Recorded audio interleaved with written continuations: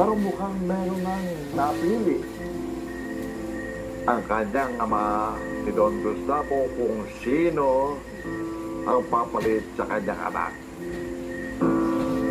Gustavo? Pa? Maraming salamat, kumpadre. Mga kaibigan, malapit na naman ang eleksyon. Gusto ko lang ipaalam sa inyo na tatakbo si Roberto bilang vice mayor.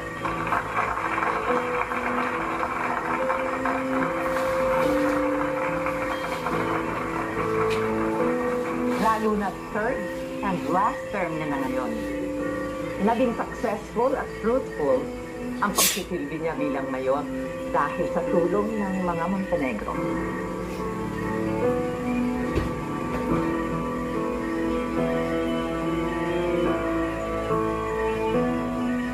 Moving forward, hingin ko sanang suportan nyo lahat para sa susunod nating mayor. Miguelito.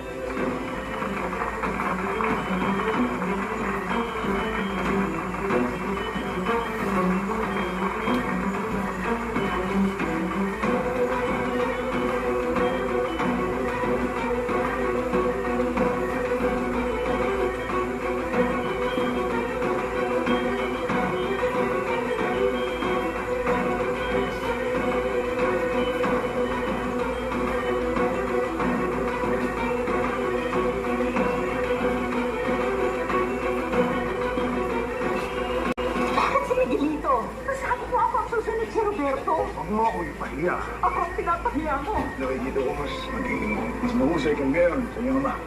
Wala ang sakripisyo ko na. Nagsakripisyo ko para sa inyo. Ano tingin mo? Mananalo ka? Mas matulog ang pangalan ni Miguelito. Ano ako? Isang pataan? Basta na lang itatapon niyo ito. Gusto niyo? Ako ang nagbibigay sa kanila ng pera sa kanilang kampanya, kaya sila nanalo sa mga eleksyon. Ang ibig sabihin, kayo po ang binanser nila. Kaya nga hawak natin sila sa leeg. Ginagawa lang yung papayan para tumibo yung pamilya natin. Para mahawakan natin yung Manila. Bakit ko wala kayong tiwala kay Miguelito?